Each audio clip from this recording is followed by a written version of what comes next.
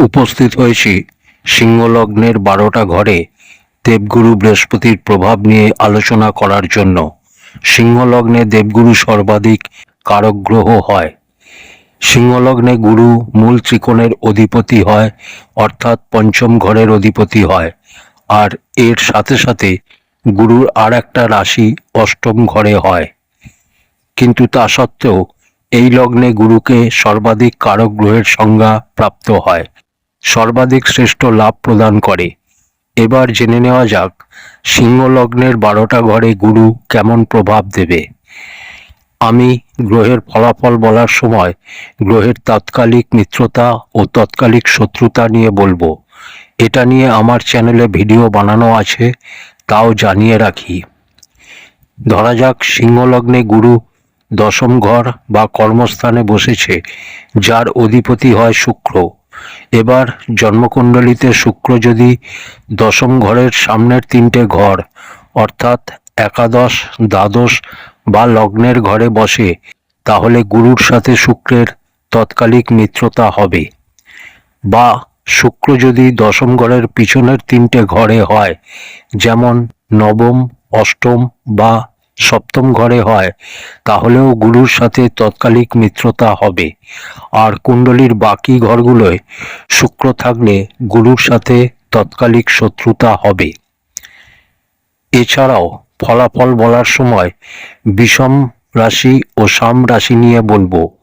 বিষম রাশির ক্ষেত্রে 0 থেকে 6 অংশ অবধি গ্রহ বালক অবস্থায় থাকে, 6 থেকে 12 অংশ অবধি গ্রহ কুমার অবস্থায় থাকে, 12 থেকে 18 অংশ অবধি গ্রহ যুবক অবস্থায় থাকে, 18 থেকে 24 অংশ অবধি গ্রহ বৃদ্ধ অবস্থায় থাকে, আর 24 থেকে 30 অংশ অবধি গ্রহ মৃত অবস্থায় হয়।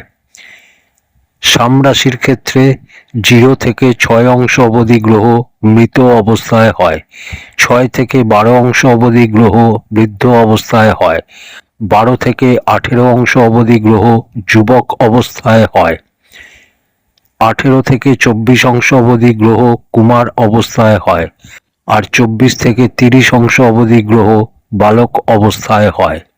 সিংহ লগ্নের প্রথম ঘরে এসে দেবগুরু বসলে কিরকম ফল পাওয়া যাবে? লগ্নতে এসে গুরু বসলে এটা কেন্দ্র ত্রিকোণ রাজযোগ নির্মাণ করবে। লগ্নতে গুরু দিকবলী হবে। এখানে মিত্র রাশিতে বসেছে, যা সর্বাধিক শ্রেষ্ঠতম। সিংহ লগ্নের ব্যক্তি স্বতন্ত্র বিচারধারার হয়। নিজেকে নিজে নিয়ে ব্যস্ত থাকা এদের স্বভাব। অনুশাসিত হয় এরা, আর সবার থেকে এরা এটাও আশা করে। আর এরকম স্বভাবের মধ্যে লগ্নে গুরু এসে বসলে স্বভাব ভদ্র হয়ে যাবে। এরকম জাতকের প্রতি সহজেই আকর্ষিত হয় অন্যরা। জ্ঞানে সয়ে লগ্নতে বসেছে, ফলে এরকম জাতক শুধুমাত্র ভদ্রই হবে না, এরকম জাতকের মধ্যে পরিমার্জিত জ্ঞান থাকবে। গুরু এখানে 0 থেকে 6 অংশ অবধি বালক অবস্থায় হবে। এই ক্রমেই আগে এগিয়ে যেতে হবে। গুরু কত অংশে আছে সেটা দেখা দরকার। এবার ধরে নেওয়া যাক এখানে যদি গুরুর সাথে সূর্য বসে যায়, আর সূর্য যদি গুরুকে অস্ত করে দেয়, তাহলে কেমন প্রভাব পাওয়া যাবে? এক্ষেত্রেও গুরুর প্রভাব আপনি সর্বশ্রেষ্ঠতম পাবেন, প্রভাবে কোনো কমতি হবে না।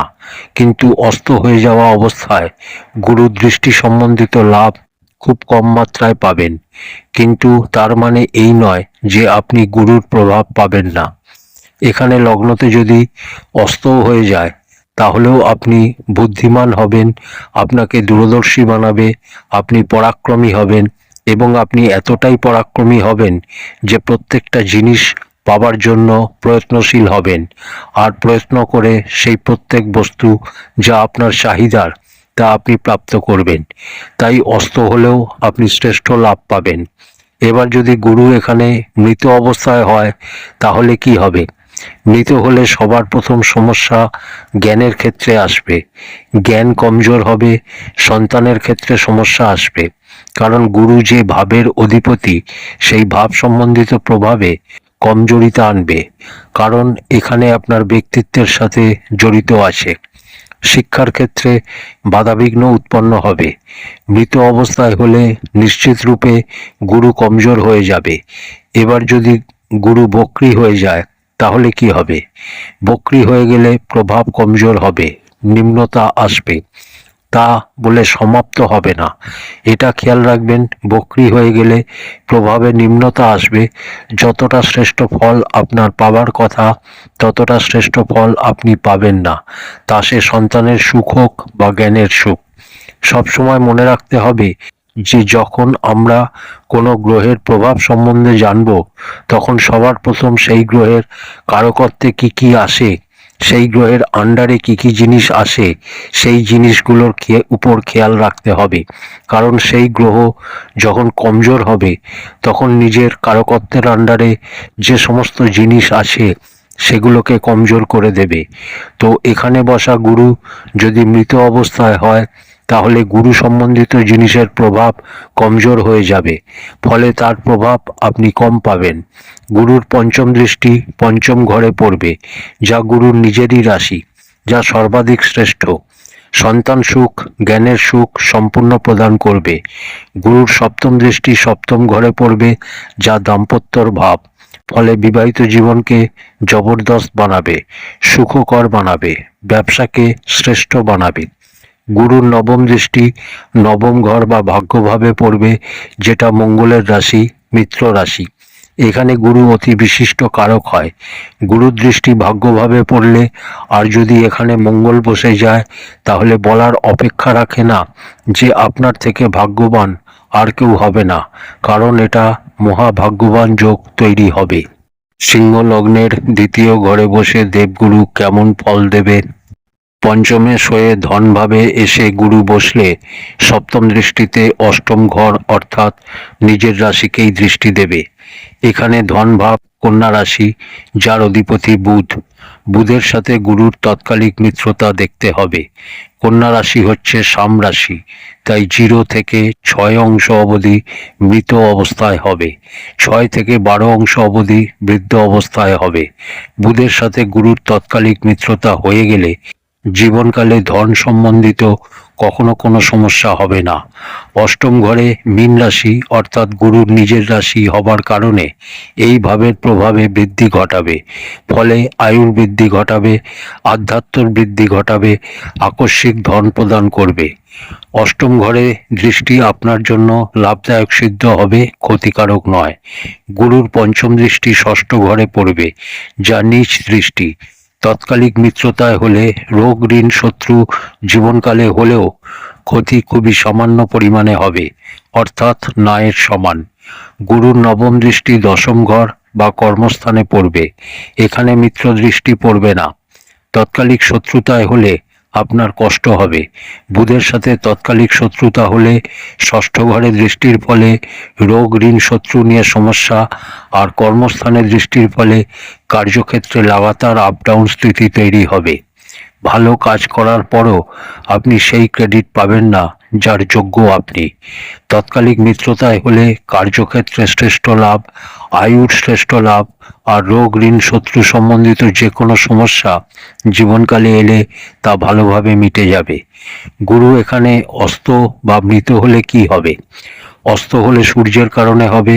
সূর্য লগ্নেশ হয়ে ধনভাবে গিয়ে বসবে, তাই অস্ত হবার পরেও ধন সম্বন্ধিত সমস্যা হবে না। নিশ্চিত রূপে দৃষ্টি প্রভাব কমজোর হবে, কিন্তু তারপরেও ধনের কমতি জাতকের জীবনকালে কখনো হবে না। এখানে আগেও বলেছিলাম যে গুরু বসলে ভাবনাশ করবে। এই ক্ষেত্রে বুধের সাথে গুরুর তৎকালিক মিত্রতা হোক বা শত্রুতা, সেক্ষেত্রে ধন সঞ্চয়ে সমস্যা হবে, ধন সঞ্চয় হতে দেবে না। তাই ধন সঞ্চয়ের দিকে না গিয়ে ধনকে কোথাও ইনভেস্ট করুন। যখনই আপনার কাছে অর্থ আসবে তখনই আপনি কিছু না কিছু জিনিস ক্রয় করে নিন, কিছু বানিয়ে ফেলুন, তাতে ভবিষ্যতে আপনার লাভ হবে। তাই বললাম ধন সঞ্চয়ের দিকে না গিয়ে কোথাও অর্থ ইনভেস্ট করুন, এতে আপনার কোনো ক্ষতি হবে না।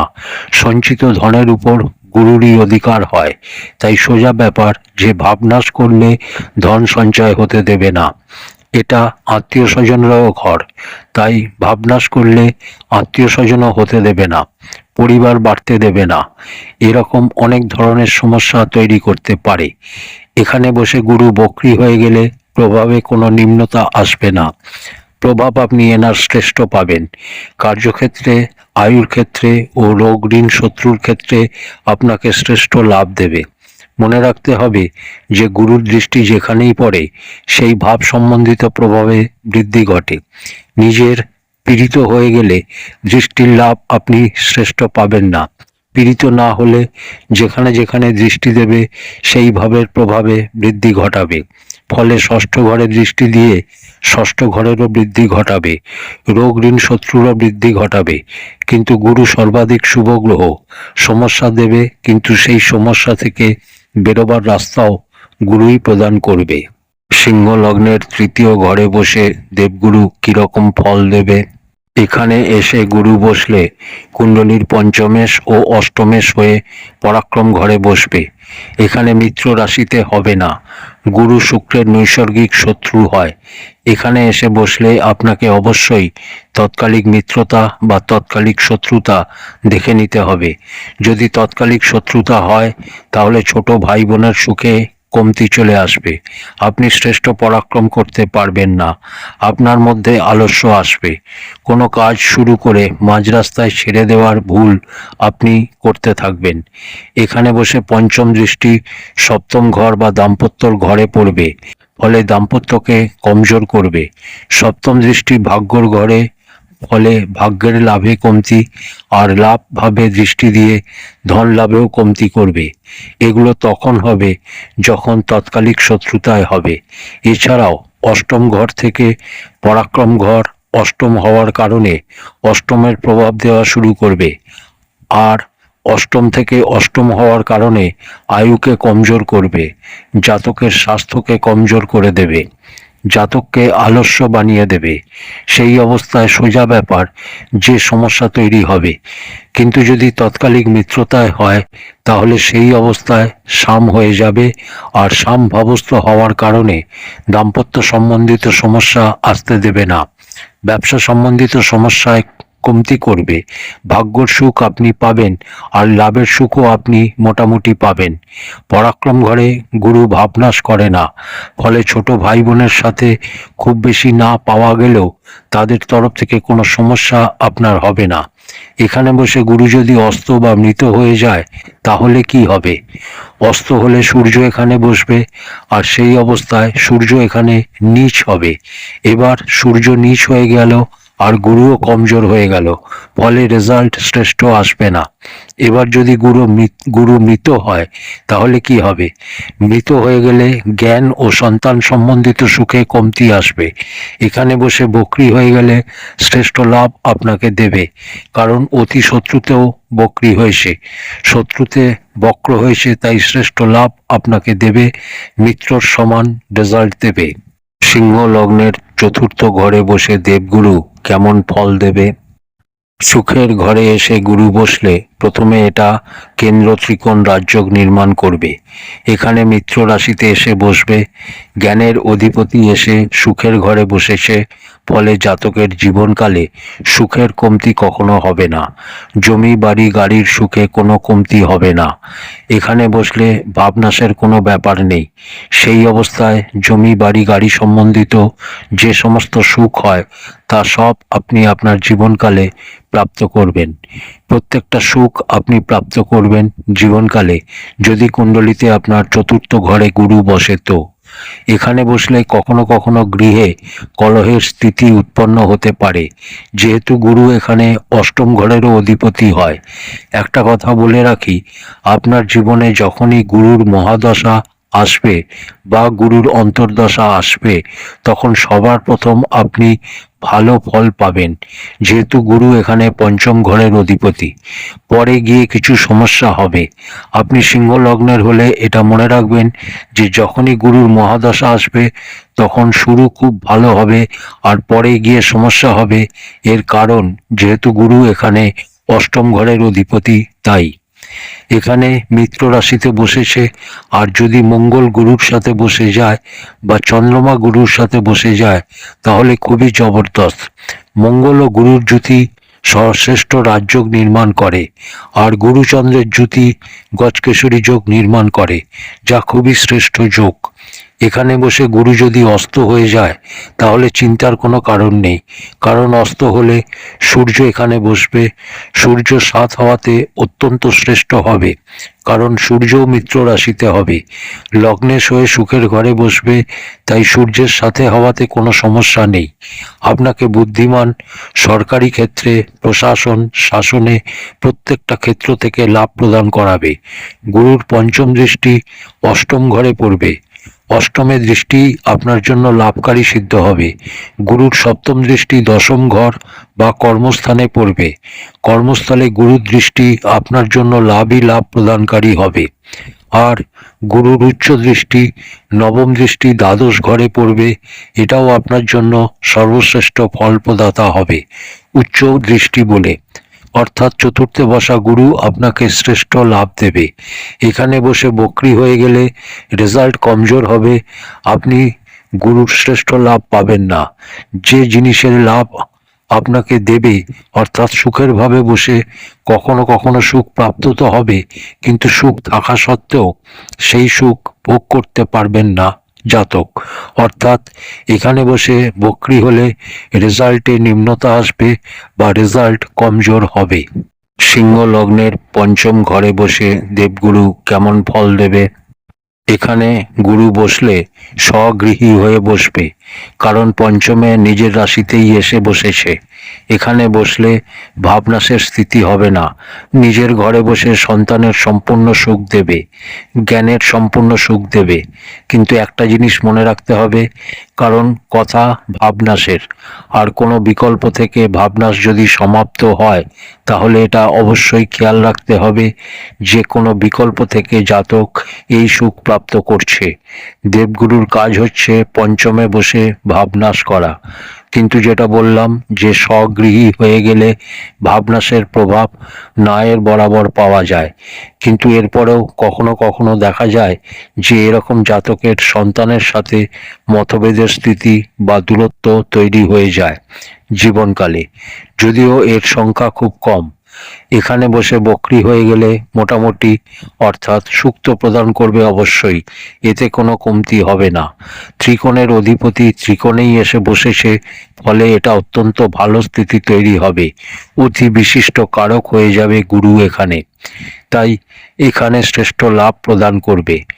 ধনু রাশি হচ্ছে বিষম রাশি, 0 থেকে নিয়ে 6 অংশ অবধি বালক অবস্থায় হবে।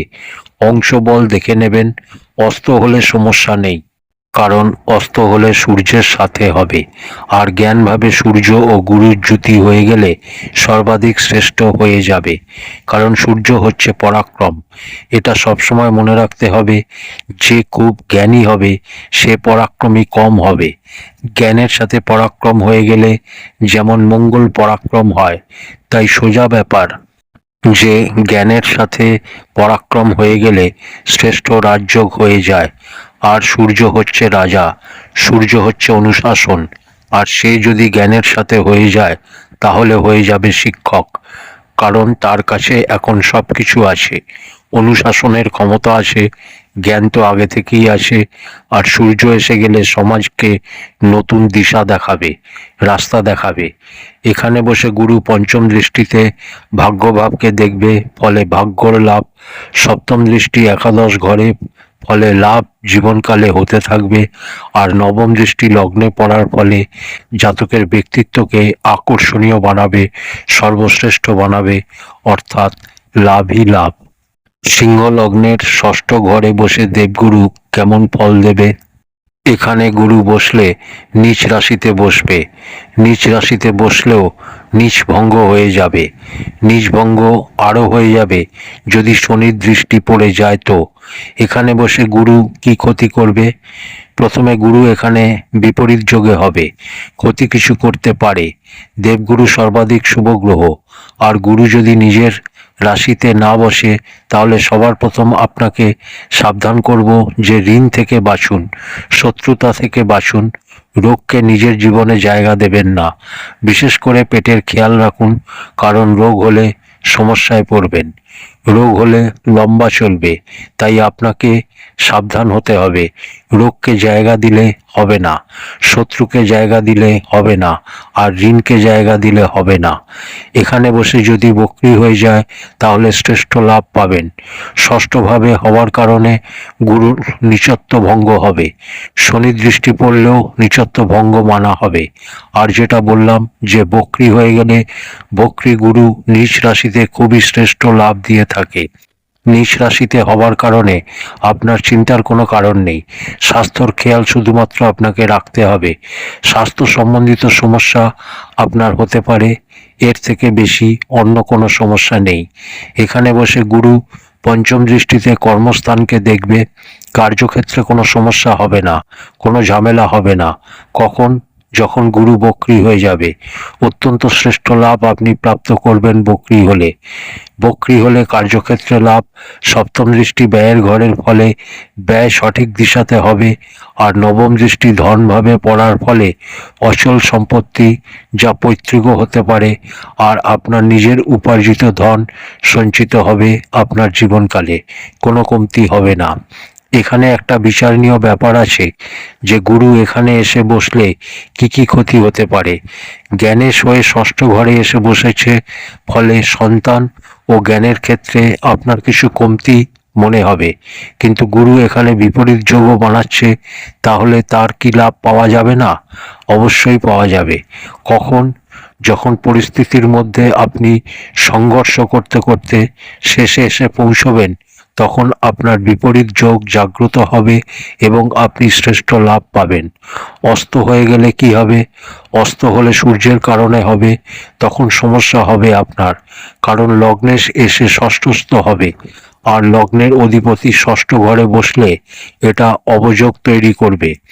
আর অবযোগের অবস্থায় নিশ্চিত রূপে জাতককে সংঘর্ষ করতে বাধ্য করবে, তখন সমস্যা হবে। আপনি শত্রুহন্তা হবেন, শত্রু আপনার কোনো ক্ষতি করতে পারবে না। আপনি জবরদস্ত বুদ্ধিমান হবেন, দূরদর্শিতা আপনার মধ্যে জবরদস্ত হবে, কিন্তু করবেন 100, রিটার্ন পাবেন 20। আপনার চাহিদা 100 আর পাবেন 20। সর্বদা আপনার ক্ষতি হতে থাকবে, কারণ লগ্নের মালিক এসে এখানে বসে গেলে তখন ক্ষতি হবে। নিচভঙ্গ হলেও এখানে বৃহস্পতির জন্য বলবো যে দেবগুরু বৃহস্পতির 20 মন্ত্র নিয়মিত জপ করুন, ভালো ফল পাবেন। সিংহ লগ্নের সপ্তম ঘরে বসে দেবগুরু কেমন ফল দেবে? এখানে এসে গুরু বসলে এটা কেন্দ্র ত্রিকোণ রাজযোগ নির্মাণ করবে। এখানে গুরু বসলে শনিদেবের রাশিতে বসবে। যেটা আগে বলেছি, গুরু ও শনি এদের সম্বন্ধ না শত্রুতার না মিত্রতার, এরা সাম হয়। এখানে যদি গুরুর সাথে শনির তৎকালিক মিত্রতা হয়ে যায় তাহলে ভালো হবে, কারণ দেবগুরু সপ্তম ঘরে ভাবনাশ করে। ভাবনাশ করার স্থিতিতে তৎকালিক শত্রুতায় হলে 100 ভাগ ভাবনাশের পরিস্থিতি তৈরি করবে, কারণ গুরু এখানে অষ্টমেশ হয়, আর অষ্টমেশ হয়ে সপ্তমে গিয়ে দাম্পত্যর সাথে সম্বন্ধ বানাচ্ছে, আর সেই অবস্থায় দাম্পত্য জীবনকে কমজোর করতে পারে। তাই তৎকালিক মিত্রতা দেখে নিতে হবে। সপ্তম ঘর এখানে কুম্ভ রাশি, যা বিষম রাশি। 0 থেকে 6 অংশ অবধি বালক অবস্থায় থাকবে। এখানে বসে গুরু যে লগ্নে দৃষ্টি দেবে তা অত্যন্ত শ্রেষ্ঠ হবে। লাভের ঘরে ও পরাক্রমের ঘরে যে দৃষ্টি দেবে তাও অত্যন্ত শ্রেষ্ঠ। যদিও এই দুটোয় মিত্র দৃষ্টি হবে না, কিন্তু এর পরেও আপনার জন্য লাভজনক হতে পারে তখন যখন তৎকালিক মিত্রতায় হবে। তৎকালিক শত্রুতায় হয়ে গেলে কি হবে? যেটা আগে বললাম যে ভাবনাশ করবে, দাম্পত্য জীবনে ক্ষতি করবে। একটা কথা জানিয়ে রাখি, যখনই কোনো গ্রহ ভাবনাশ করবে তখন সেই অবস্থায় তাকে একলা হতে হবে। যদি দেবগুরু এখানে একলা না বসে তাহলে ভাবনাশ ভাবার কোনো কারণ নেই। ভাবনাশ তখনই হবে যখন গুরু এখানে একলা বসবে। এখান থেকে গুরুর যে দৃষ্টি তা যথাক্রমে লাভের ঘর, লগ্ন ও পরাক্রমের ঘরে পড়বে। তৎকালিক শত্রুতায় হলে এই তিনটে ভাবকেই কমজোর করবে। কোনো ব্যক্তির যদি দাম্পত্য জীবন কমজোর হয়, লাভের স্থিতি কমজোর হয়, পরাক্রম সে ঠিকভাবে করতে পারে না, তাহলে ব্যক্তিত্ব তো নিজে থেকেই কমজোর হয়ে যাবে। তার জন্য কমজোর করার আবশ্যকতা নেই। যদিও লগ্নে মিত্র দৃষ্টি পড়বে, কিন্তু ব্যক্তিত্ব নিজে নিজেই কমজোর হয়ে যাবে। কিন্তু যদি গুরু এখানে বক্রী হয়, তৎকালিক শত্রুতাতে হলো আর তার সাথে সাথে বক্রীও হলো, তাহলে আপনি গুরুর শ্রেষ্ঠ লাভ পাবেন। তখন আপনি গুরুর থেকে ভালো রেজাল্ট পাবেন, অর্থাৎ এই ভাব সম্বন্ধিত রেজাল্ট আপনি ভালো পাবেন। সিংহ লগ্নের অষ্টম ঘরে বসে দেবগুরু কেমন ফল দেবে? এখানে এসে দেবগুরু বৃহস্পতি বসলে মীন রাশিতে এসে বসবে, যা গুরুর নিজেরই রাশি। নিজের রাশিতে বসার কারণে এই ভাবের প্রভাবে বৃদ্ধি ঘটাবে। অষ্টমের অধিপতি এসে অষ্টমে বসেছে, যা শ্রেষ্ঠ, আয়ুর বৃদ্ধি ঘটাবে। পঞ্চমের হয়ে অষ্টমে বসেছে, ফলে পঞ্চমের ভাবকে বল দেবে। জাতক আধ্যাত্মিক, জ্ঞানবান, বুদ্ধিমান হবে। এরকম ব্যক্তির মধ্যে অন্তর্জ্ঞান খুবই জবরদস্ত হয়। এরকম ব্যক্তিকে কোনো একটা জিনিস একবার বললে সেটা তার মাথায় আজীবন থাকে, অর্থাৎ এটা জবরদস্ত স্মৃতি তৈরি করবে। যদি আপনার কুণ্ডলিতে এরকম অবস্থায় হয়তো গুরুর পঞ্চম দৃষ্টি, উচ্চ দৃষ্টি পড়বে ব্যয় ঘরে বা দ্বাদশ ঘরে, ফলে জাতকের ব্যয় ধার্মিক কৃত্যে হবে, ভালো কাজে হবে। সপ্তম দৃষ্টি ধনভাবে পড়বে, ফলে ধন সঞ্চয় খুব হবে। নবম দৃষ্টি চতুর্থ ঘরে পড়বে, যা মিত্র দৃষ্টি, ফলে জীবনকালে জমি, বাড়ি, গাড়ি সম্বন্ধিত সুখের অভাব কখনো ঘটবে না। এখানে বসে গুরু মৃত হলে কি হবে? এখানে বসে গুরু মৃত হলে গুরুর মন্ত্র জপ করুন। গুরু এখানে অস্ত হলে কি হবে? অস্ত হলে সূর্যের কারণে হবে, সেক্ষেত্রে কিছু সমস্যা হবে, কারণ লগ্নে শেষে অষ্টমে বসবে। সূর্যের অষ্টমের দোষ হয় না, কিন্তু লগ্নে শেষে অষ্টমস্ত হয়েছে, ফলে এটা অবযোগ তৈরি হবে, ফলে আপনাকে সংঘর্ষ করতে হবে। তাই অস্ত হলে রেজাল্ট কমজোর হবে। এখানে বসে বক্রী হলে সেক্ষেত্রেও রেজাল্ট কমজোর হবে, শ্রেষ্ঠ লাভ আপনি পাবেন না। সিংহ লগ্নের নবম ঘরে এসে দেবগুরু বসলে কিরকম ফল পাওয়া যাবে? এখানে এসে অর্থাৎ ভাগ্যভাবে গুরু বসলে অতি বিশিষ্ট কারক হবে। পঞ্চমের হয়ে ভাগ্যভাবে এসে বসলে নিজের মধ্যে নিজেই এক শ্রেষ্ঠ স্থিতি তৈরি করবে। এখানে মঙ্গলের রাশিতে বসবে, যা মিত্র রাশি, অতি বিশিষ্ট কারক হয়ে জাতকের জন্য শ্রেষ্ঠ লাভকারী সিদ্ধ হবে। এখানে গুরু বসলে আপনাকে প্রত্যেকটা সুখ প্রদান করবে। প্রত্যেকটা সুখ আপনি যা চান তা আপনাকে প্রাপ্ত করাবে। সমস্যা কিছু আসবে, কিন্তু তা অনেক পরের দিকে আসবে। আপনার সিংহ লগ্ন, তাই আপনার স্বভাব হবে যে যখন আপনার পেট ভরা থাকবে তখন আপনার মধ্যে আলস্য আসবে। তো কোনো কাজ পুরো হয়ে গেলে অথবা পুরো হওয়ার আগে আলস্য আসতে দিলে হবে না, কারণ যখনই আপনি কাজে ঢিলেমি দেবেন তখনই সেই কাজ বিগড়ে যাবে।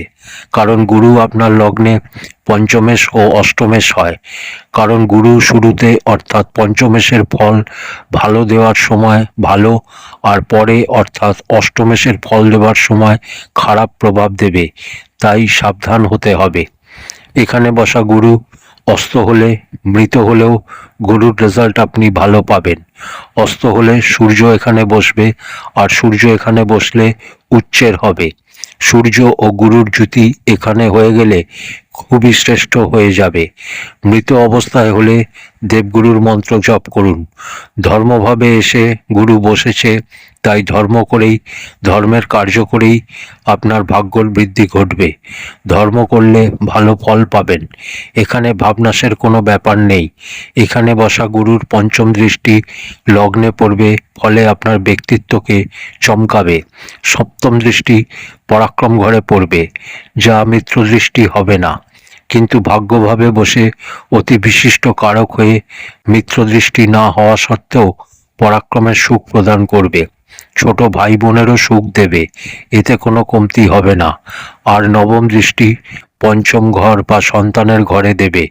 নিজেরই ঘরেই দৃষ্টি দিয়ে জ্ঞান ও সন্তানের ক্ষেত্রে আপনি লাভবান হবেনই হবেন। এখানে বসে বকরি হয়ে গেলে রেজাল্টে কিছুটা নিম্নতা আসবে, কিন্তু তারপরেও ভালো রেজাল্ট আপনি পাবেন। সিংহ লগ্নের দশম ঘরে বসে দেবগুরু কেমন ফল দেবে? এখানে এসে গুরু বসলে কেন্দ্র ত্রিকোণ রাজযোগ নির্মাণ করবে। এখানে বসলে বৃষ রাশিতে বসবে। বৃষ রাশি সাম রাশি 0 থেকে 6 অংশ অবধি মৃত অবস্থায় হবে। এখানে এসে বসলে কিরকম প্রভাব দেবে? কেন্দ্র ত্রিকোণ যোগ হলেও শুক্রের সাথে তৎকালিক মিত্রতা দেখে নিতে হবে। শুক্রের সাথে যদি গুরু তৎকালিক মিত্রতায় হয় তাহলে প্রভাব খুবই ভালো হবে। প্রভাবে কোনো কমতি হবে না, প্রভাবে কোনো সমস্যা হবে না। কিন্তু যদি শুক্রের সাথে তৎকালিক শত্রুতায় হয় তাহলে সমস্যা হবে। কীরকম সমস্যা? যে ভাবে বসেছে সেই ভাব সম্বন্ধিত প্রভাবে কমতি আনবে। কার্যক্ষেত্রে লাগাতার সমস্যা উৎপন্ন হবে, পিতার সাথে সম্বন্ধ খারাপ হবে। এছাড়াও গুরু দৃষ্টি যেখানে যেখানে পড়বে, অর্থাৎ ধনের ঘরে, জমি বাড়ি সুখের ঘরে আর ঋণের ঘরে, এখানে অর্থাৎ দশম ঘরে বসে গুরু আপনাকে সঠিকভাবে কাজ করতে দেবে না, ধন একত্রিত হতে দেবে না। না জমি বাড়ি গাড়িতে সুখ দেবে, না আপনি মায়ের সম্মান করতে পারবেন, না আপনি মায়ের সুখ নিতে পারবেন। আর রোগ ঋণ শত্রু আপনাকে সমস্যায় ফেলবে। কিন্তু যদি তৎকালিক মিত্রতায় হয় তাহলে গুরুর প্রভাব আপনি শ্রেষ্ঠ পাবেন, সমস্যা খুব কম হবে। অস্ত বা মৃত হলে কি হবে? সূর্য এসে দশম ঘরে বসলে তবে অস্ত হবে। সূর্য এখানে বসলে দিকবলি হবে। আর সূর্য ও গুরু এখানে একসাথে হলে অত্যন্ত শ্রেষ্ঠ হবে। অস্ত হলেও আপনি গুরুর শ্রেষ্ঠ লাভ পাবেন। এখানে বসে বকরি হয়ে গেলেও শ্রেষ্ঠ লাভ পাবেন। বকরি হয়ে যদি তৎকালিক শত্রুতায় হয় তাহলে জবরদস্ত লাভ পাবেন, ধনের সুখ পাবেন, জমি বাড়ি গাড়ির সুখও পাবেন। আর রোগ ঋণ শত্রু নিয়ে কোনো সমস্যা হবে না। সিংহ লগ্নের একাদশ ঘরে বসে দেবগুরু কেমন ফল দেবে? এখানে এসে গুরু বসলে বুধের রাশিতে বসবে। এখানে গুরু ভাবনাশ করবে। বুধের সাথে তৎকালিক মিত্রতা আছে কিনা দেখতে হবে। বুধের সাথে তৎকালিক মিত্রতা হলে আমি আগেও বলে রেখেছি যে এখানে অর্থাৎ একাদশ ঘরে বসে কোনো গ্রহ খারাপ ফল দেয় না। কিন্তু একটা জিনিস খেয়াল রাখতে হবে যে গুরু এখানে ভাবনাশ করে। একলা বসলে ভাবনাশ করবে। একলা হওয়া অবস্থায় লাভ চোখে দেখা যাবে, কিন্তু হাতে আস্তে আস্তে বা কাজ হতে হতে বিগড়ে যাবে, এরকম সমস্যা হবে। যদিও আমি এরপর বলবো যে এটা একটা সূত্র হতে পারে, এখানে কোনো পাপ গ্রহ এসে বসলো, যে কোনো গ্রহ, পাপ গ্রহ এখানে জবরদস্ত ফল দেয়। যদি এখানে সূর্য এসে বসে যায় তাহলে জীবনকালে আপনাকে ধনের ব্যাপারে ভাবতে হবে না। ধনের কারণে কখনো কোনো সমস্যা হবে এটা হতেই পারে না। ধন নিয়ে আপনার কখনোই কোনো সমস্যা হবে না। তৎকালিক মিত্রতা বা তৎকালিক শত্রুতা একটা বড় গুরুত্ব রাখে, তাই এটা একবার দেখে নিতে হবে। গুরুর পঞ্চম দৃষ্টি পরাক্রম ঘরে, সপ্তম দৃষ্টি পঞ্চম ঘরে অর্থাৎ নিজের ঘরে, আর নবম দৃষ্টি দাম্পত্যর ঘরে পড়বে। এখানে বসে গুরু পরাক্রম, ছোট ভাই বোন, সন্তান আর দাম্পত্যকে সামলাবে। তৎকালিক শত্রুতায় হলে ছোট ভাই বোনের সুখে কমতি, সন্তান ও জ্ঞানের সুখে কমতি ও দাম্পত্য ও ব্যবসার আপ ডাউন স্থিতি তৈরি করবে। কিন্তু তৎকালিক মিত্রতায় হলে ভালো রেজাল্ট পাবেন। সেই অবস্থায় আপনার কোনো সমস্যা হবে না। এখানে বসে গুরু যদি বক্রি হয়ে যায় আর তার সাথে সাথে যদি তৎকালিক শত্রুতায় যদি হয় তাহলে আপনি শ্রেষ্ঠ লাভ পাবেন। কিন্তু যদি তৎকালিক শত্রুতায় না হয় আর বক্রি হয় তাহলে রেজাল্টে নিম্নতা আসবে, রেজাল্ট কিছুটা কমজোর হবে। সিংহ লগ্নের দ্বাদশ ঘরে বসে দেবগুরু কেমন ফল দেবে? এখানে এসে গুরু বসলে উচ্চ রাশিতে বসবে। উচ্চের গুরু কি কোনো ক্ষতি করবে? একদমই নয়। জ্ঞানের অধিপতি গিয়ে জ্ঞান ঘরে বসেছে, মোক্ষর ঘরে বসেছে, বন্ধন থেকে মুক্তিতে বসেছে। সোজা ব্যাপার যে জাতককে আধ্যাত্মিক বানাবে, কারণ গুরু এখানে আধ্যাত্মারও অধিপতি অর্থাৎ অষ্টম ঘরেরও অধিপতি হয়। মৃত্যুর অধিপতি উচ্চের হয়ে মোক্ষর ঘরে বসলে অত্যন্ত শ্রেষ্ঠ। জাতককে আধ্যাত্মিক বানানোর সাথে সাথে সহনশীল বানাবে, জাতককে অন্বেষণ করা ব্যক্তি বানাবে। এই অবস্থায় জাতকের যে ব্যয় হবে তা সৎ কাজেই হবে, ভুল কাজে হবে না। এখানে বসা গুরু পঞ্চম দৃষ্টিতে জমি বাড়ি গাড়ির সুখের ঘরে দেবে, আর এখান থেকে আপনি এর সম্পূর্ণ সুখ পাবেন। সপ্তম দৃষ্টি ষষ্ঠ ঘরে অর্থাৎ রোগ ঋণ শত্রুর ঘরে দেবে, ফলে এখানে কোনো সমস্যা হবে না। নবম দৃষ্টি অষ্টম ঘরে অর্থাৎ আয়ুর ঘরে, আর আয়ুর বৃদ্ধি ঘটাবে। এখানে বসে গুরু যদি বক্রী হয়ে যায় তাহলে কষ্ট প্রদান করবে, সবকিছু প্রদান করে পুনরায় সবকিছু নিয়ে নেবে, অর্থাৎ দিয়ে নিয়ে নেবার কাজ করবে।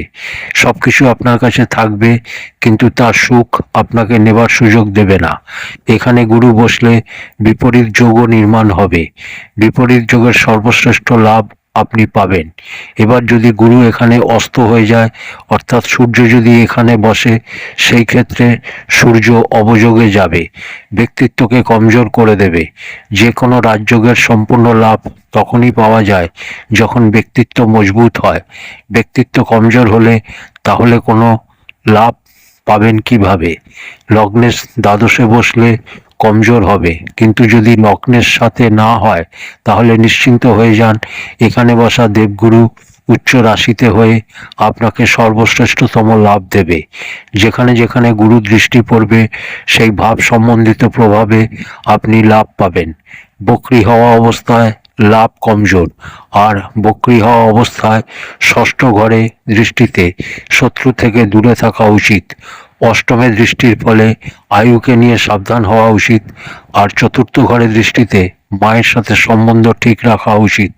আর আপনি ফ্ল্যাট বা জমি যদি কেনেন খুব সাবধান হয়ে কেনা উচিত, না হলে সমস্যা সম্বন্ধিত সম্পত্তি ক্রয় করে ফেলবেন। প্রিয় দর্শক বন্ধুরা, এই ছিল সিংহ লগ্নের 12টা ঘরে দেবগুরুর প্রভাব নিয়ে আলোচনা। আজ এই অবধি, পরের ভিডিওতে আবার কথা হবে। ধন্যবাদ।